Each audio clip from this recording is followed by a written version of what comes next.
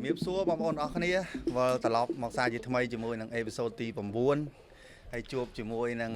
លើកនេះជួបជាមួយនឹង MC ម្ដងហ្នឹងហើយនឹងតើយើងមានអ្វីចែកម្លែកទៅបងប្អូនកូនក្មួយយើងនៅក្នុងអេពីសូតទី9នេះថ្ងៃហ្នឹងបងវ៉ាន់ក៏ចង់ចែកបទសោតថ្មីនឹងមេរៀនជីវិតកន្លងមកហ្នឹងហើយនឹង topic យើងហើយនឹងចំណងជើងយើងគឺការបន្ទាបខ្លួននិងការដឹងគុណចង់ដឹងថាតើការបន្ទាបខ្លួននៃការដឹងគុណហ្នឹងមានសារៈប្រយោជន៍អ្វីខ្លះចាំបងប្អូនទស្សនានិងចាំស្ដាប់ទាំងអស់គ្នាអញ្ចឹងមុននឹងចូលដល់ការនិយាយខ្ញុំចង់សួរទុកសៃបន្តិចហ្នឹងហើយសុខសប្បាយសៃសុខបងសុខយើងឡងអេពីសូតយូរដែរណាទៅរៀងយូរដែរតាំងពីទី7មកទី7ចង់មួយខែជាងទៅបានបន្តទៀតហើយនឹងមុននឹងចាប់ផ្ដើមខ្ញុំចង់ទៅចែកលេងជាមួយសៃបន្តិចសិនហើយជាបន្តិចទេអញ្ចឹងក្នុងការដែលសៃឆ្លងកាត់ជីវិតជាតន្ត្រីករនេះមានធ្លាប់ជួបដូចជាឧបសគ្គអ្វីខ្លះក្រៅ topic យើងបន្តិចណាបាទសួរ MC ម្ដងមើល សួរ MC ឡើយហ្នឹងហើយបើជីវិតតន្ត្រីខ្ញុំកាលខ្ញុំលេងចាប់ដើមរៀនពី2009 2010មកកាលហ្នឹងគាត់ថាជីវភាពគ្រួសារកាលហ្នឹងគាត់រកស៊ីទៅវាថាឡងចង់បងឡងចង់ដល់យើងអស់ទៅក៏ខ្ញុំសម្រេចចិត្តឈប់លេងប្រហែលជា 4-5 ឆ្នាំអូខេបាទ4-5ឆ្នាំបានមិត្តភ័ក្ដិហ្នឹងដូចឧខងគាត់អ្នកហៅខ្ញុំមកលេងវិញហ្មងដល់ពេលដែលលេងវិញដំបូងឡើយគឺពិបាកដោយសារពីជំនាន់ដែលខ្ញុំរៀន2009 2010ហ្នឹងគឺអត់មាន YouTube អត់មានអីដូចឥឡូវទេពិបាករៀនខ្លាំងពិបាករឿងហ្គីតារឿងអីហាត់ក៏អត់មានអីនេះទេប៉ុន្តែពិបាកខ្លាំងដល់ពេលគេហៅមកលេងវិញពេលហ្នឹងយើងអត់ដឹងថាទៅរៀនពីណាមកណាប៉ាកតុយហើយកាលហ្នឹងយើងអត់មានចំណូលអត់មានអីការងារល្អធ្វើបងពិបាកខ្លាំងហើយយើងទៅលេងដំបូងដឹងស្រីមកលេងថ្មីបងអញ្ញាញ៉ៃនៅវល់ទៅលេងគេមិនស្ដីឲ្យយើងប៉ុន្តែគាត់ថាយើងសង្កេតទឹកមុខយើងទឹកមុខគេយើងដឹងថាគេមិនអីមួយយើងអញ្ចឹងបងហ្នឹងហើយប៉ុន្តែគាត់ថាខ្ញុំល្អដែរគាត់ថាអ្នកជុំវិញខ្លួនប្រយ័ត្នគេលើកទឹកចិត្តគេថាបើយើងស្រឡាញ់យើងប្រឹងទៅប្រឹងខ្ញុំចេះតស៊ូបានមួយរយៈក្រោយនេះទៅបានបើហៅធ្វើការធ្វើអីហ្នឹងទៅក៏យើងមានមុខមាត់អីបើជាងមុនដែរបងបាទហើយលើឃើញការងារច្រើនបាទស្អីការងារច្រើនហើយនឹងមានធ្លាប់ជួបមនុស្សបែបរបៀបថាអំនួតក្អេងក្អាងមាក់ងាយស្អីតែលេងរឿងហ្នឹងខ្ញុំចាំអត់ភ្លេចចាំដល់ថ្ងៃហ្នឹងរឿងទី1កាលហ្នឹងពេលដែលខ្ញុំមកពីថៃវិញកាលហ្នឹងមកថៃវិញគឺអត់មានអីក្នុងខ្លួនអត់មានលុយហ្មងអត់មានអីកាំងក៏អត់មានអីអត់ទាំងអស់ខ្ញុំក៏សម្រេចចិត្តទៅសុំបងម្នាក់គាត់លេងសូឡូនៅកាលហ្នឹងនៅខេត្តទេនៅកំពង់ចាមទៅសុំគាត់រៀនទៅសុំកាលហ្នឹងខ្ញុំគិតថាគាត់នឹងប៉ាខ្ញុំគាត់ធ្លាប់រាប់អានគ្នាដូចស្និទ្ធធ្លាប់នេះអីណាដូចវាថាមិត្តភ័ក្ដិស្និទ្ធអីហ្នឹងទៅដល់ពេលខ្ញុំទៅសុំគាត់ទៅរៀនគាត់គាត់ទទួលហើយខ្ញុំក៏សួរថាបងឥឡូវបើឯងទទួលរៀនអញ្ចឹងមិនគិតមិនបាទព្រោះកាលហ្នឹងយើងអត់សោះហ្មងបងយើងអត់សោះហ្មងថាបើថាមុំក៏យើងខ្ចីគេឲ្យគាត់ណាប៉ុន្តែគាត់ថា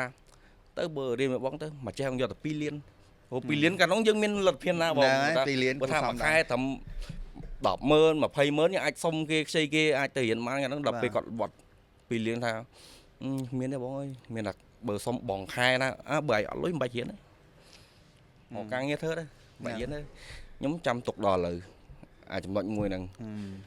ពេលខ្លះយើងពេលហ្នឹងយើងតូចចិត្តខ្លួនយើងដែរដល់ពេលដែលយើងធ្លាក់ដល់ចំណុច0យើងនឹកស្មានថាគាត់សិនអ្នករាប់អានស្គាល់គ្នាបើថាគាត់មិនគាត់ថាឥឡូវមានបណ្ណាជួយប៉ុណ្ណឹងអញ្ចឹងណាបងអាហ្នឹងក៏យើងមានចិត្តមួយដល់ពេលគាត់និយាយអញ្ចឹងខ្ញុំបាក់ទឹកចិត្តពេលហ្នឹងមានទៅណាទៅធ្វើការដូចគាត់និយាយមែនហ្នឹងទៅការរលុយដើម្បីចាយមួយពេលសិនហ្នឹងបានប្រហែលជា3-4 ឆ្នាំខ្ញុំប្លែងចោលហ្មងខ្ញុំប្លែងចោល3-4 ឆ្នាំហ្មងប្លែងចោល3-4 ឆ្នាំហ្មងបានខ្ញុំដាច់ចិត្តមកចាប់យកខាងត្រីវិញដោយសារមិត្តភ័ក្ដិហ្នឹងមកសារឧខហ្នឹងគេហៅខ្ញុំមកលេងវិញបានខ្ញុំប្រឹងហ ហាត់វិញហ្នឹង បាទ ព្រោះពីមុនគ្មានទេមានតែគេជួយយើងអីរុញទឹកចិត្តយើងទេមានតែគេជន់មានតែអីហ្នឹង បាទ ខ្ញុំនិយាយទៅខ្ញុំចាំអត់ភ្លេចហ្មងអាមេរៀនហ្នឹង ហ្នឹងហើយល្អអញ្ចឹងតាមពិតទៅបើសិនជាទៅចែកគ្នាពីប្រវត្តិជូរចត់គឺច្រើនណាស់មែនទេ បាទច្រើន មែនហើយយើង នៅ ធ្លាប់ ច្រើនទៀតប៉ុន្តែគ្រាន់នេះយើងលើកមក យើងធ្លាប់សម្ភាសបងប្អូនយើងក្រុមតន្ត្រីក៏ច្រើនហើយមែនទេអូយច្រើនណាស់យើងជួប ទៅ ច្រើនណាស់ ដល់ពេលឥឡូវហ្នឹងមិនថាយើងអីជោគជ័យអីណាគ្រាន់យើងគ្រាន់បើជីវភាពយើងគ្រាន់បើជាមុនតិចតួចហើយក៏យើងមានការងារនេះដល់ពេលដែលយើងមានការងារខ្ញុំចាប់ដើមចែកម្លែកបងប្អូន បាទ វាមិនចែកម្លែកអីធំដល់គ្រាន់តែពេលខ្លះបងប្អូនណាដែលគាត់មិនសូវមានការងារធ្វើអីចឹងទៅយើងចេះថាគាត់សុំយើងទៅក៏យើងចេះផាត់ស្វែងរកដាក់ឲ្យគាត់ហ្នឹងហើយ ជួយណែនាំគាត់ថា ផ្ដល់ឱកាស ផ្ដល់ឱកាសជួយណែនាំពេលខ្លះដល់ពេលគាត់ទៅលេងអញ្ចឹងទៅមានបងប្អូនខាងដូចថា band ហ្នឹងមាន4នាក់អញ្ចឹងដល់ពេលទៅគេចេះនិយាយថាហែងហៅមកលេងធ្លាក់ទឹកអត់ទេណា ហ្នឹងហើយ អើយឲ្យធ្វើម៉េចបើគេពេលខ្លះគេមិនល្អទាំង10ណាយ៉ាងយើងសំខាន់យើងចេះជួយគ្នា បាទ ខ្ញុំតែប្រាប់ថាគេមិនល្អ perfect គ្រប់10ទេប៉ុន្តែយើងចេះជួយគ្នា បាទ សូម្បីតែយើងលារហងៃពេលខ្លះនៅពេលប៉ាមលើគ្នាហ្នឹង បាទ ចោះហ្មងគេមកជំនួសបើពីច្រើនខ្ញុំអ្នកជំនួសពីច្រើនគឺខ្ញុំមិនមែនខ្ញុំពីច្រើនខ្ញុំអរគុណគាត់ឯថាអានេះគាត់មកជួយយើងណាបង បាទ មិនមែនថាសុកគេមកជំនួសយើងណាយើងសុំគេមកយើងមកពឹងគេឲ្យគេមកជួយយើងទេយើងត្រូវអរគុណគេបង បាទ ខ្ញុំអត់ដែរថាបើគាត់លេងមិនអីមិនក៏ខ្ញុំមិនដែរនិយាយក្រោយខ្នងទេមានតែប្រាប់គាត់ថាអូនឯងផឹងអានេះទៅអូនឯងស្ទើរអានេះផឹងអានេះអានេះផឹងអានេះទៅ ហ្នឹងហើយត្រូវហើយ ខ្ញុំដែរទៅថាជន់ប្លិចគាត់ថ្ងៃក្រោយឈប់ហើយមកលេងកើតបងខ្ញុំដែរនិយាយភាសាហ្នឹង ល្អតាអត់ទេការផ្ដល់ឱកាសជាការសំខាន់ ហ្នឹងហើយបង មនុស្សម្នាក់ត្រូវការផ្ដល់ឱកាសឲ្យគ្នាទៅវិញទៅមកបើសិនជាយើងគេហៅថាបើអត់ផ្ដល់ឱកាសទេបានន័យថាយើងស្មាននឹងបិទផ្លូវ ហ្នឹងហើយបង បិទផ្លូវហ្នឹងគាត់ណាឃើញក្មេងអ្នកនេះឬក៏បងអ្នកនោះអត់កើតទេអាហ្នឹងបិទផ្លូវគេហ្មងបិទផ្លូវហ្មងបានន័យថាយើងគ្មានការផ្ដល់ឱកាសឲ្យមនុស្សជុំវិញខ្លួនយើងទេអញ្ចឹងណា ដូចឧទាហរណ៍ឥឡូវយើងនិយាយម្នាក់ថាថ្ងៃទៅយកវាទៅលាកើតដល់ម្នាក់ទៀតលឺថាយើងយកទៅយកលេងកាត់ចេះនិយាយតគ្នាដល់អញ្ចឹងគ្នាយូរទៅបាត់ទីផ្សារបាត់អាការងារគ្នាអស់ យូរទៅបាក់ទឹកចិត្តលេងចង់លេងអីចង់អីអស់អញ្ចឹង បើសិនថាបើដឹងថាគាត់ឥឡូវគាត់ស្ទើរនេះយើងប្រាប់គាត់ថាឥឡូវអញផឹងអានេះទៅ បាទ ផឹងអានេះបើសិនតែគាត់អត់តាមយើងអាហ្នឹងផ្លូវគាត់ទេអាហ្នឹងយើងដឹងធ្វើមិនទេព្រោះយើងប្រាប់ឲ្យគាត់អត់តាមយើងប៉ុន្តែបើសិនតែគាត់តាមយើងលើកក្រោយជួបគាត់ល្អអាហ្នឹងមានថាអាហ្នឹងអាកាសរបស់គាត់បង បាទ ខ្ញុំពីច្រើនបើអ្នកដែលខ្ញុំធ្លាប់ពីមុនគឺប្រាប់ទៅគាត់តាមយើងមែន ហ្នឹងហើយ គាត់តាមយើងច្រើន ព្រោះអីដល់ band យើងនេះបង្កើតឡើងមកគឺដើម្បីពង្រីកវិស័យតន្ត្រីបន្ថែមទៀតព្រោះអីវិស័យតន្ត្រីយើងនៅតិចយើងដើរមកជុំវិញឃើញមុខដដែលទេ ដែរ អត់មានឃើញមុខថ្មីទេ អញ្ចឹងយើងចង់ពង្រីកបងប្អូនយើងកូនក្មួយយើងបងប្អូនយើងមិនថាបងខ្លះក៏ទៅចាប់ផ្ដើមក៏ដោយយើងចែកម្លែកឲ្យទៅគាត់ផ្ដល់ឱកាសឲ្យពួកគាត់អញ្ចឹងដូចយើងពង្រីកក្រុមតន្ត្រីបងប្អូនយើងបន្ថែមទៀតអញ្ចឹងណាមិនថាអ្នកភ្លេងអ្នកចម្រៀងក៏ដោយដូចគ្នាអញ្ចឹងយើងពង្រីកយើងជួយណែនាំគ្នាយើងក៏បិទគ្នា ហ្នឹងហើយបង តែប៉ុណ្្នឹងអញ្ចឹងយើងធ្វើឲ្យរីកយើងមើលអ្នកចិត្តខាងយើងឃើញក្រុមតន្ត្រីគេសុសសាយមិនថាក្មេងមិនថាចាស់អញ្ចឹងយើងនេះមុខដែរ យើងមានរឿងអីយើងនិយាយត្រង់ប្រាប់គ្នាត្រង់ថាឥឡូវអូនឯងខ្វះខាតចំណុចនេះអូនឯងផឹងតិចទៀតបើអូនឯងផឹងអាហ្នឹងទៀតអូនឯងនឹងល្អអាចចូលចំណោមគេចោះឬក៏អូនឯងទៅណាវាអីចឹងណាយើងកុំព្យាយាមពីយន្តនិយាយក្រោយខ្នងគ្នាថាអើយទៅយកស្អីអាលេងកើតហ្មងវាវប្បធម៌យើងវាពិបាកដែរ ហ្នឹងហើយបង វប្បធម៌និយាយក្រោយខ្នងគ្នាវប្បធម៌ជន់បន្លិចគ្នាហ្នឹងគឺវាពិបាកណាស់វាពិបាកកែឡើងណាស់អញ្ចឹងវាអ្វីយើងចាប់ផ្ដើមពីយើងទាំងអស់គ្នាហ្នឹងមកអញ្ចឹងកម្មវិធី The Band ផងយើង podcast របស់យើងផ្ដោតទៅលើអាចំណុចអស់ហ្នឹងនេះអា1 2 3 4 5នេះអាត្រេនេះអាវប្បធម៌នេះនិយាយគ្នាអញ្ចឹងចុះអាវប្បធម៌មនួតក្អេងក្អាងអាវប្បធម៌ជន់បន្លិចគ្នាអាវប្បធម៌បំបិតគ្នាវប្បធម៌មើលមុខគ្នាលើក្រោមមើលចំគ្នា ដូចមួយទៀតធ្លាប់ឮមិត្តភ័ក្ដិគ្នាយើងនិយាយថាពីមុនអីអាហ្នឹងខ្ញុំមិនដឹងថាមិនអីមិនទេគេថាសំដែងនៅតែមុខហ្មងគេថាឃើញមុខអូនសុខសប្បាយអីចេះហ្នឹងអូនឯងបើខ្វះខាតអីចង់ដឹងចឹងអីឆាតសួរបងដល់ពេលគេឆាតទៅសួរមែនតើអត់ស៊ីនគេអត់ reply គេ ដល់ពេលជួបនឹងក្រៅហើយគេអូននិយាយថាវា fake សំដែងណាវាអត់ចេញពីចិត្តណាថាអាចដើរមកជួបហើយប៉ាកុំអីលេដល់ពេលរួចធម្មតាអញ្ចឹងចង់ថាបើថារាប់អានធ្វើអីក៏ដោយធ្វើឲ្យចេញពីចិត្តទៅកុំវាថា fake ដាក់គ្នាអញ្ចឹងហ្នឹងប្រយ័ត្នឮមិត្តភ័ក្តិអីធ្លាប់និយាយច្រើនថាសង្គមឥឡូវប្រយ័ត្នអញ្ចឹងហ្មងអញ្ចឹងសូមឲ្យគ្នាយើងទាំងអស់លោកបាត់អញ្ចឹងទៅវាល្អជាងហ្មងបើយើងរួបរวมគ្នាសាមគ្គីគ្នាយើងមានធនធានច្រើនណាហើយធំទៅណាចេះចែកគ្នាចេះស្រឡាញ់គ្នាកុំមានបាក់កុំមានពួកណាល្អធនធានយើងក្រោយឃើញល្អណាបងប្អូនយើងក្រោយល្អច្រើនណាឃើញវីដេអូនៅស្រុកគេបរទេសគេអ្នកគេចេះច្រើនអញ្ចឹងគេដាក់មេរៀនបរៀនគ្មានទុកអីទេទៅវិញទៅមកហ្នឹងហើយបរៀនគ្មានទុកមានអីទេគ្មានលាក់គ្មានអីមួយម៉ាត់ទេគឺថាគេចេះគ្រប់គ្នាហ្មងហើយគេអត់ចេះខ្មាស់គ្នាគេចង់ចេះអីគេសួរហ្នឹងហ្មងគេសួរហ្មងដើម្បីចែករំលែកគ្នាឲ្យនិយាយថាវាទៅមុខដល់គ្នាហ្នឹងហើយបើមិនចឹងគេមានសិក្ខាសាលាមួយគេបើកសិក្ខាសាលាមួយយកគ្នាប្រហែល100 200នាក់ដើម្បីមកបរៀន100 200នាក់ហ្នឹងចេះយកទៅចែកអ្នកផ្សេងហ្នឹងហើយអញ្ចឹងបានន័យថាធំទៅហ្មងអត់មានបៀតអត់មានទូចទេទីផ្សារគេធំអញ្ចឹងយើងនិយាយចោះនិយាយឡើងតែគេដែរហ្នឹងហើយគេដែរយើងមិនសរសើរមិនកើតយើងរៀនសូត្រពីគេណាកន្លែងណាល្អកន្លែងណាអត់ល្អយើងមិនបាច់រៀនទេអញ្ចឹងឥឡូវចូលប្រធានបទផនខ្ញុំម្ដងនិយាយពីការបន្ទាបខ្លួននិងការដឹងគុណអញ្ចឹងអ្វីដែលយើងទៅចែកគ្នាមកមិញនេះបានគូសំដែរអញ្ចឹងនៅក្នុងវិស័យមិនថាតន្ត្រីមិនថាវិស័យអីក៏ដោយមនុស្សម្នាក់ត្រូវតែមានគេថា humble ត្រូវតែមានការបន្ទាបខ្លួននៅក្នុងខ្លួនបានន័យថាបើសិនជាយើងអត់បន្ទាបខ្លួនទេយើងដើរអត់ឆ្ងាយទេចង់និយាយអញ្ចឹងតែមកប្រើទេជឿខ្ញុំតែមកប្រើយើងចំណាំមើលមនុស្សដែលអំនួតខ្លួនឯងបកកែខ្លាំងមែនតើអត់សូវមានទីផ្សារចុងក្រោយនៅតែមកលុកតែគ្នាតែមកលុកឯងតែមកខ្ញុំថាមកឆាវទេអញ្ចឹងបើកាលណាយើងបន្ទាបខ្លួនណាយើងចេះស្រឡាញ់មនុស្សតែចេះបន្ទាបខ្លួនណាមនុស្សហ្នឹងគេហៅថាមនុស្សដែលមានចំណេះដឹងពិតប្រាកដមកហើយគេចេះស្របតាមទាំងអស់អញ្ចឹងស្មើនឹងដូចពង្រីកខ្លួនឯងអញ្ចឹងដូចពង្រីកខ្លួនឯងអញ្ចឹងហ្នឹងហើយអញ្ចឹងការបន្ទាបខ្លួននេះសំខាន់ណាមានសារៈប្រយោជន៍សំខាន់មែនតើកាលណាយើងមានអំនួតទៅលើខ្លួនឯងពេកធ្វើឲ្យយើងដូចយើងទម្លាក់ខ្លួនឯងចុះអញ្ចឹងជឿបងព្រោះអីយើងចំណាំមើលអ្នកដែលអំនួតក្អេងក្អាងដូចបងនិយាយមកអញ្ចឹងនៅតែម្លុកហ្នឹងហើយទៅណាអត់រួចទេអញ្ចឹងអ្នកដែលសំបីតែគេចង់និយាយថាអំនួតអត់ឈ្នះការបន្ទាបខ្លួនទេការបន្ទាបខ្លួនគឺខ្លាំងមែនតើល្អមែនតើយើងទៅណាទៅណីពេលដែលគេឃើញយើងឬក៏យើងមនុស្សឥឡូវស្រួលចំណាំគ្នាអញ្ចឹងបងគាត់ថាគេនិយាយគ្នាតែ10នាទី5នាទីគេដឹងថាមនុស្សនឹងចរិតមិនបាទអញ្ចឹងយើងពិបាកមនុស្សដែលអំនួតយើងពិបាកស្របខ្លួនតាមស្របអត់ចូលទេយើងអង្គុយនិយាយគ្នាយ៉ាងច្រើន2 3នាទីដើរចេញយើងពិបាកនិយាយគ្នាជាមួយហ្មងឲ្យចុះតម្រាំតែយើងធ្វើការជាមួយទៀតធ្វើការមិនកើតបានតែដបងបានតែដបងបើថាចំណេះដឹងសមត្ថភាពអូខេមានខ្លាំងមែនខ្លាំងទទួលស្គាល់ខ្លាំងមែនប៉ុន្តែបើយើងមានអានឹងក្នុងខ្លួនហើយពិបាកពង្រីកទីផ្សារខ្លួនឯងផងពិបាកដើរផ្លូវឲ្យឆ្ងាយពិបាកតិច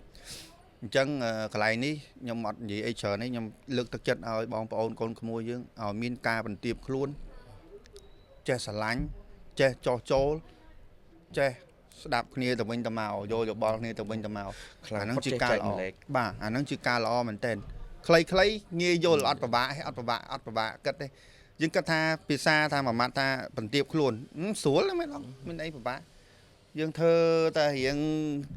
អោនដំតូនអោននេះទៅស្ដាប់គេទៅបានហើយអត់ទេណាបន្ទាបខ្លួនមិនស្រួលទេណាមនុស្សម្នាក់តែងតែមានចរិតគេហៅថាក្អេងក្អាងមិនក៏មាន10% 10% ក្នុងខ្លួនវាមិនដាល់មានអាណាគេចេះអួតមួយជឿមានអស់អាណាក៏ចេះអួតដែរអ្នកណាក៏ចេះអួតដែរគ្រាន់តែគេមានភាគរយតិចហើយភាគរយច្រើននៅក្នុងខ្លួនប៉ុន្តែក្នុងការគេឲ្យ humble គេឲ្យបន្ទាបខ្លួនឲ្យច្រើនជាងអំនួតហ្នឹងហើយអញ្ចឹងណាហើយយើងបន្ទាបខ្លួនឲ្យច្រើនឥឡូវយើងចូលមកចំណុចទៀតខ្លីងាយយល់អត់សាំញ៉ាំយូរអត់វែងឆ្ងាយហ្នឹងហើយបងប្អូនទាំងអស់គ្នាកូនមួយទាំងអស់គ្នាយើងអាចយកទៅគិត បានបើសិនជាយើងអាចកែប្រែបានឬក៏យើងអាចផ្លាស់ប្ដូរពីមើលទៅខ្លួនឯងចុះចំអញខ្លួនឯងដូចមានអារម្មណ៍ថាដូចចូលចំណោមគេមិនសូវចោះសោះដឹងមកពីអីវ៉ៃមិនក៏អាចមកពីអតចរិតយើងគួរតែរៀនសង្កេតខ្លួនយើងខ្លះយើងឆ្ងល់ណាចំអញទៅមួយគេដូចមានអារម្មណ៍អត់ចូលគេមិនទេអញ្ចឹងអាហ្នឹងដូចអ្នកចេះដូចមនុស្សខ្លះធីមសំដែងដូចស្អែកនិយាយមកអញ្ចឹងធីមសំដែងអាធីមយើងត្រង់ចូលមួយធីមសំដែងអត់ត្រូវទេនិយាយអត់ត្រូវគ្នាទេចង់និយាយថាពេលយើងចូលមកអង្គុយមកគេដូចមានអារម្មណ៍ថាដូចដល់ម៉េចទេដូចថាសំដែងមនុស្សសំដែងនឹងមនុស្សចេញពីចិត្តគ្រាន់តែជួបគ្នាគេដឹងហ្មងដឹងដូចវាភាយចំហាយមកហ្មងចំហាយភាយមកហ្មងដឹងហ្មងព្រោះសម័យឥឡូវចេះថាធ្វើអីក៏គេដឹងដែរប៉ុន្តែគ្រាន់តែគេមិនចេញពេលខ្លះគេមិននិយាយគេទុកមុខឲ្យអត់ថាយើងពេលខ្លះអង្គុយអត់បានយូរទេបាទតាមមើលយើងធ្លាប់យើងមិនថាអីយើងមិនអ្នកមនុស្សល្អឥតខ្ចោះអីទេចង់និយាយថាបើយើងត្រង់យើងទៅដល់យើងមកម៉ាំងនិយាយគ្នាទៅវិញទៅមកទៅជែកគ្នាចេះចោះយើងដូចអត់ចេះថានិយាយដូចរបៀបផ្អែមមើលទៅដូចអត់ស្រួលទេមុខដូចអត់ស្រួលដឹងហ្មងចឹងសង្គមបច្ចុប្បន្ននេះ2025នេះបង្រៀនយើងច្រើនណាយើងសង្ឃនិយាយថាសម្រាប់បទពិសោធន៍ខ្ញុំដែលខ្ញុំជួបជាមួយនឹងមនុស្សច្រើនណាព្រោះអីខ្ញុំនៅក្នុងវិស័យហ្នឹងច្រើនខ្ញុំជួបគេច្រើនមិនថាអ្នកតូចអ្នកធំហើយខ្ញុំជួបគេច្រើនពេលដែលគេនិយាយការងារពេលដែលគេនិយាយអីជាមួយយើងពេលដែលគេធ្វើឲ្យយើងទៅបំពេញភារកិច្ចអីមួយយើងជួបមនុស្សពេញបរិស្ថានជុំវិញហ្នឹងជួបមជ្ឈដ្ឋានជុំវិញជួបមនុស្សផ្សេងទៀតណានិយាយទៅមនុស្ស100នាក់ខុសគ្នាទាំង100ហ្មងនិយាយគឺថានិយាយខុសគ្នាចិត្តគំនិតណាហ្នឹងហើយខុសគ្នាចង្ការជួបខាងនេះគេបកកែខាងយកមុខទៅជួបខាងនេះគេបកកែទូពិតទៅអូនិយាយទៅអូយសាហាវមែនតើអញ្ចឹងខ្ញុំលើកទឹកចិត្តឲ្យបងប្អូនយើងបន្ទាបខ្លួនឲ្យច្រើនហើយនឹងរៀនសង្កេតសំខាន់ណាស់កាលណាយើងចេះសង្កេតធ្វើឲ្យយើងមើលឃើញពិភពលោកស្អាតហ្មងបើយើងអត់ចេះសង្កេតទេយើងធម្មតាពិបាកតិចរៀងពិបាកហើយអញ្ចឹងខ្ញុំចែកម្លែកបទពិសោធន៍បន្តិចបន្តួចមិនជាអីណាស់ណាច្រើនហើយក៏មិនទៅជាបទពិសោធន៍អីលើសបងប្អូនយើងកំពុងទស្សនានឹងប្រហែលដែរបងចង់និយាយថាយើងមានអ្វីយើងអាចចែកបានយើងចែកបានប្រសើរយើងកប់ទុកចោលយើងមិននិយាយអីសោះហ្នឹងហើយអញ្ចឹងបើសិនជាយើងនិយាយខុសត្រូវអីកន្លែងណាល្អយើងយកចោះកន្លែងណាអត់ល្អអីឆ្លងកាត់បទពិសោធន៍មើលទៅបទពិសោធន៍បងឯងបទពិសោធន៍គ្រូឯងដូចញ៉ៃដល់មើលខ្ជិលស្ដាប់តាលោកឯងអត់ក៏អត់ទៅហ្នឹងហើយកន្លែងណាអត់ល្អកុំយកហ្នឹងហើយនឹងដូចបងនិយាយមិញដែលចែករំលែកបទពិសោធន៍ចែករំលែកបងរាប់ឆ្នាំហើយច្រើនឆ្នាំហើយសិស្សអត់ក្រោម2 300នាក់អីទេហើយនឹងអ្នកផ្សេងទៀតដែលគាត់ឆាតមកផ្សេងច្រើនទាំង page ក៏ដោយទាំងFacebook ខ្លួនឯងផ្ទាល់ក៏ដោយឆាតមកមួយថ្ងៃ10 20នាក់សួរសំណួរខុសគ្នាអស់លោកគ្រូខតនេះយើងត្រូវបញ្ចូលមិនលោកគ្រូអានេះធ្វើមិនលោកគ្រូនោះក៏ធ្វើមិនបងឆ្លើយទាំងអស់អត់ដែរស្គាល់ទេណាខ្លះជាសិស្សអនឡាញខ្លះជាសិស្សមករៀនផ្ទាល់បើសិស្សរៀនផ្ទាល់ផ្សេងហើយខ្លះសិស្សអត់ដែរស្គាល់ទេលោកគ្រូក្នុង Facebook like page យើងសួរចង់និយាយថាពួកគាត់សួរយើងបងឆ្លើយតបគ្រប់មនុស្សទាំងអស់បងអត់ដែលទុកទូ3រវល់មិនក៏ដោយអត់ដែលទុកពួកគាត់ចោលទេទូ3បងអត់ដែលឃើញពួកគាត់នៅក្រៅក៏ដោយចែកចម្លែកទៅពួកគាត់ផ្ដល់ក្តីស្រឡាញ់ឲ្យពួកគាត់ឆ្លើយសំណួរពេលខ្លះមានមេរៀនផ្ញើមេរៀនឲ្យទៅរៀនទៀតពេលដែលយើងធ្វើអញ្ចឹងទៅបានដឹងបានអីមកវិញអត់បានសេចក្តីសុខសាន្តនេះមកវិញយល់សុខផ្លូវចិត្តបានសេចក្តីសុខសាន្តអរគុណលោកគ្រូពេលមកលេងកំពង់ចាមលោកគ្រូពេលមកលេងកពតឈៀងចូលផ្ទះខ្ញុំផងឃើញទេអាហ្នឹងចុះយើងមិនព្រមធ្វើអញ្ចឹងឲ្យទាំងអស់គ្នាមកហ្នឹងហើយយើងបានអានេះបានសេចក្តីសុខសាន្តនៅក្នុងខ្លួនហើយសិស្សទាំងអស់ផ្សេងឬក៏បងប្អូនផ្សេងគាត់មានការដឹងគុណអរគុណបងអរគុណលោកគ្រូដែលបានជួយចែកម្លែកមិនថារវល់មិនក្រោយបងឆ្លើយរហូតឆ្លើយផ្ញើមេរៀនទៅរហូតអត់ដែរទុកគាត់ចោលដែរដោយសារគាត់ថាយើងជាខ្មែរតែមួយហ្នឹងហើយយើងត្រូវចេះរួបរวมគ្នាយើងចេះចែកម្លែកគ្នាយើងជួយគ្នាទៅបើយើងអាឡែប្រកាន់អានេះក្មេងនៅណានៅខេតនៅអីណានេះចេះតែឆាតសួរបងណាដឹងបងជាណាគេអត់ណាអញ្ចឹងវាយូរទៅវាទៅជាចេះមនុស្សម្នាក់សពថ្ងៃនេះចូលចិត្តតាំងខ្លួនអញ្ចឹងហ្នឹងហើយយល់ទេតើថាយើងឡើងខ្ពង់ខ្ពស់មិនទេភ្លេចខ្លួនហ្មងឥឡូវ2025បច្ចេកវិទ្យាវាទំនើបពេក ចឹងធ្វើឲ្យមនុស្សពីច្រើនភ្លេចខ្លួនមកចូលចិត្តតាំងខ្លួនឯងជា superstar តាំងខ្លួនឯងជា hero តាំងខ្លួនឯងជាអីផ្សេងអញ្ចឹងណាស្ងល់ថាហេតុអីបានយើងត្រូវតែធ្វើអញ្ចឹងអ្នកដឹកនាំមិនថាអ្នកដឹកនាំមិនថាយើងជាមិនមែនជាអ្នកដឹកនាំជាក្រុមការងារក៏ដោយអ្វីក៏ដោយយើងមានដង្ហើមដកដូចគ្នាបាទអញ្ចឹងណាយើងឲ្យទៅគ្នាទៅវិញទៅមកយើងស្រឡាញ់គ្នាទៅវិញទៅមកទៅដូចត្រានិយាយអេពីសូតទីប្រហែលទី3ទី4ហ្នឹងពេលយើងទៅវិញយើងទៅខ្លួនតែទេណាហើយក៏ផឹងម៉េះអាក្អេងក្អាងអញមេគេចង់និយាយអញ្ចឹងខ្ញុំមេចឹងនិយាយអញ្ចឹងត្រូវស្ដាប់គ្រប់គ្នាត្រូវស្ដាប់ខ្ញុំអញ្ចឹងអត់ល្អទេយើងកុំធ្វើអញ្ចឹងយើងត្រូវតែចេះស្រឡាញ់គ្នាទៅវិញទៅមកយើងត្រូវចេះអោបកសោគ្នាព្រោះអីយើងសុទ្ធតែជាបងប្អូនឈាមតែមួយហ្នឹងណាហ្នឹងហើយពេលដែលយើងចេះថាយើងចែកម្លែកបានមនុស្សច្រើននោះដល់ពេលថ្ងៃក្រោយដូចថាឥឡូវបើចាស់អាយុ50 40ចាស់ពេលដែលបយបាត់មុខពីថាយើងដែរតែចាស់ទៅយើងអត់ទៅរឿងខាងសង្គមនេះយើងដែរទៅលេងទេដល់អញ្ចឹងចាក់ក្មេងៗចាប់សួរស្ដាយបាត់គ្រូវ័នបាត់អីទៅណាអើយយកដល់ពេលគេនៅនឹករំលឹកយើងព្រោះស្អីយើងស្បចែកម្លែកដល់គាត់អញ្ចឹងគាត់នៅចង់ចាំយើងថាបងគាត់កាលនោះគាត់គាត់ឆាតសួរបន្តិចសោះគាត់ឆ្លើយមកអីគាត់អីប្រាប់មេរៀននេះលយអញ្ចឹងដល់អញ្ចឹងក្នុងចិត្តគាត់នៅនឹកយើងរហូតដល់ពេលដែលយើងខ្លាំងលោះថាយើងខ្លាំងយកអត់ដែរចែកម្លែកណាសោះដល់ពេលដែលយើងចាស់ផុតទៅគ្មានណាគេស្គាល់ទេស្អីបើយើងមានដែរទៅចែកម្លែកអីណាបងប្អូនណាគេស្គាល់យើងផងហ្នឹងអញ្ចឹងបានថាពេលខ្លះបើយើងមានចំណេះអីយើងនេះទៅយើងចែកម្លែកគ្នាទៅដល់ពេលចាស់ទៅយើងក្តីសុខក្នុងផ្លូវចិត្តដែរដល់គេគេថាពេលបើចាស់ទៅដល់ថាលើគេអ្នកដែលស្គាល់សោះគេរំលឹកឈ្មោះឯងស្វាយចិត្តទេអាហ្នឹងវាអញ្ចឹងហ៎បងចឹងខ្លីងាយអត់ពិបាកបងប្អូនយើងស្ដាប់យូរទេចឹងការប្រទៀបខ្លួនគឺសំខាន់យើងការប្រទៀបខ្លួនធ្វើឲ្យយើងដើរបានឆ្ងាយតែប៉ុណ្្នឹងឯងអត់និយាយអីច្រើនទេការប្រទៀបខ្លួនធ្វើឲ្យយើងដើរបានឆ្ងាយយើងជួបមនុស្សផ្សេងច្រើនមិនថាមិនអីយ៉ាងដឹងអាហ្នឹងយើងស្រៀនសង្កេតខ្លួនឯងណាប៉ុន្តែយើងដើរបានឆ្ងាយមនុស្សដើរអំនួតក្អេងក្អាងដើរអត់សូវឆ្ងាយទេគេវល់ជារហូតខ្លាំងមែនតែគេដើររត់ជាទេគេដើររត់ជាចាណានឹងមួយកើតមានណានឹងមួយកើតអញ្ចឹងដើរអត់ឆ្ងាយទេតែប៉ុណ្្នឹងខ្លីឥឡូវយើងចូលដល់ទី2ការដឹងគុណសម្រាប់បងកន្លងមកបងទទួលបានការយើងធ្វើអ្វីមួយយើងអត់ដែរចង់បានការតបស្នងសងគុណទេទោះបីយើងធ្វើស្អីក៏ដោយបើយើងរំពឹងអាឡែងចំគេតបស្នងសងគុណយើងវិញមិនបាច់ធ្វើល្អមិនបាច់អីគេទេធ្វើល្អដើម្បីបានទៀមទាអីមកវិញមិនបាច់ទេហ្នឹងហើយការល្អការតបស្នងសងគុណនឹងត្រឡប់មកយើងវិញនៅថ្ងៃណាមួយតាមរយៈអីផ្សេងបាទរូបភាពអីផ្សេងហ្នឹងហើយឥឡូវឧទាហរណ៍ឥឡូវបងបានធ្វើល្អមួយស្អីឯងចុះជួនកាលពិសីនេះមកធ្វើល្អជាមួយបងវិញអញ្ចឹងណាអញ្ចឹងវាវល់ចំអញ្ចឹងបានន័យថាការល្អវល់ជុំការល្អយើងនឹងជួបនៅល្អយើងនឹងវល់ជុំគ្នាយើងនឹងវល់ជុំគ្នាអញ្ចឹងមករយៈកន្លងមកប្រហែលឆ្នាំនេះបងទទួលបានការដឹងគុណអរគុណជាច្រើនតាមរយៈសិស្សមិនផ្សេងលោកគ្រូផ្សេងដែលយើងបានធ្វើបានដែលបងបានជួយចែកចាយជួយបរៀនអីផ្សេងណាមិនថាទៅតាមកន្លែងឬក៏ធ្វើវីដេអូផ្សេងដោយបេះដូងដោយទឹកចិត្តហ្នឹងហើយអញ្ចឹងបងសប្បាយចិត្តបងទទួលបាន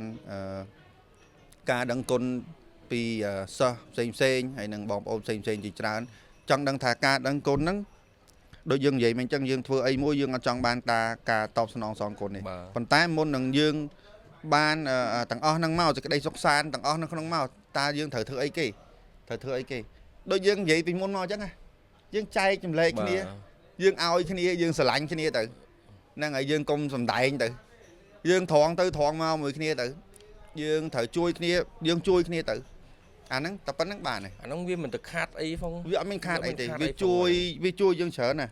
វាជួយយើងច្រើនណាអញ្ចឹងការដឹងគុណគឺជាការចងចាំដោយទឹកចិត្តបានន័យថា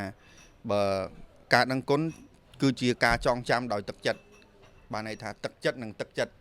ធ្វើឲ្យចងចាំអាហ្នឹងឯងគេហៅការដឹងគុណបើការដឹងគុណអត់មានអាទឹកចិត្តនៅក្នុង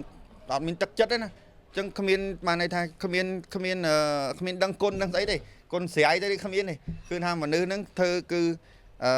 ផ្សេងហ្មងគ្មានទឹកចិត្តគ្មានបេះដូងគ្មានថ្លើមប្រមាថអីទេអញ្ចឹងអាហ្នឹងបានន័យថាមរៀលមកកាក់មកឲ្យដាច់អញ្ចឹងបណ្ដោយអញ្ចឹងបានន័យថាការដឹងគុណគឺជាការចងចាំដោយទឹកចិត្តគឺជាការចងចាំអ្វីមួយដែលស្រីឯងបានជួយបងបាទអញ្ចឹងជាទឹកចិត្តអញ្ចឹងការចងចាំដែលចេញពីទឹកចិត្តហ្នឹងហើយបងដែលហ៊ីងជួយបងដែលវិស័យជួយបងអាហ្នឹងការចងចាំដែលចេញពីទឹកចិត្តមិនមែនគ្រាន់តែចាំមួយពេលអីអត់ទេអញ្ចឹងណាអញ្ចឹងយើង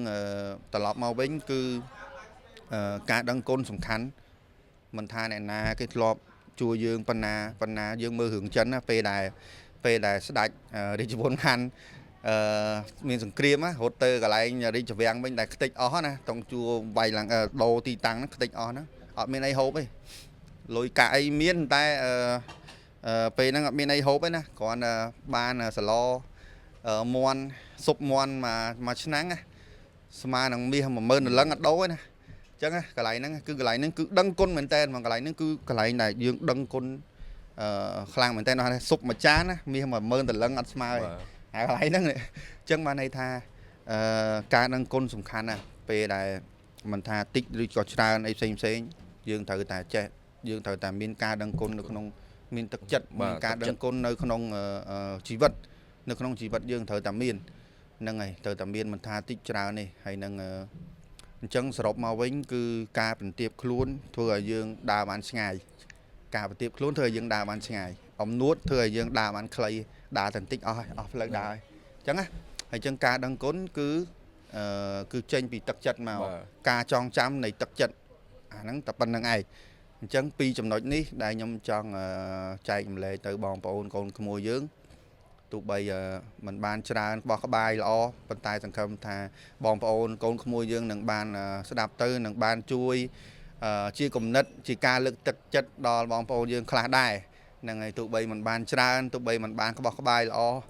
ហ្នឹងហើយក៏អរគុណបងប្អូនទាំងអស់គ្នាដែលបានស្រឡាញ់គាំទ្រ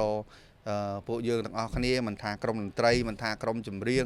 គឺយើងនៅក្នុងវិស័យនឹងទាំងអស់គ្នាបាទផ្លូវតែមួយបាទផ្លូវតែមួយយើងជួបតែគ្នាហ្នឹងអញ្ចឹងយើងត្រូវពង្រីកបន្ថែមទៀតដើម្បីឲ្យយើងមានកាន់តែ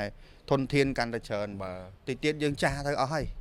តិចទៀតចាស់អស់ចាស់អស់ហើយ10ឆ្នាំទៀតមើលមិនចាស់អស់មានណានៅឈរលេងលើឆាកមិនប្រកាសថាម្នាក់លេងភ្លេងបានអាយុ50 60ហ្នឹងហើយកម្រចាស់អស់ហើយតិចទៀតយើង50 60ទៅយើងកំសាន្តវិញហើយយើងលេងជារលុយអីលេងបានហើយយើងក៏ទៅជាកំសាន្តវិញហើយអញ្ចឹងយើងមានអ្វីដែលយើងធ្វើអនុស្សាវរីយ៍ល្អឲ្យច្រើនបង្កើតអនុស្សាវរីយ៍ល្អឲ្យច្រើនក្នុងជីវិតហ្នឹងហើយឥឡូវស្អីមានអីបន្ថែមទៀតអត់ខ្ញុំអស់ហើយបងអស់ហើយណែបាទអស់ហើយគាត់ថាចង់ក្រោយគាត់ថាចេះចែកម្លែកគ្នាបាទឲ្យបានច្រើនបាទចង់ឲ្យយើងមានធនធាននិយាយចង់ឲ្យដូចស្រុកគេទៅបាទគេទៅថាអ្នកចេះច្រើនជួយអ្នកចេះតិចអ្នកចេះតិចជួយអ្នកអត់ចេះសោះបាទចង់តែប៉ុណ្្នឹងហ្នឹងល្អអូខេអញ្ចឹងសម្រាប់អេពីសូតទី9នេះយើងចប់តែប៉ុណ្នេះអញ្ចឹងអរគុណបងប្អូនទាំងអស់គ្នាដែលបានទស្សនាហើយនឹងបើសិនជាកន្លែងណាល្អ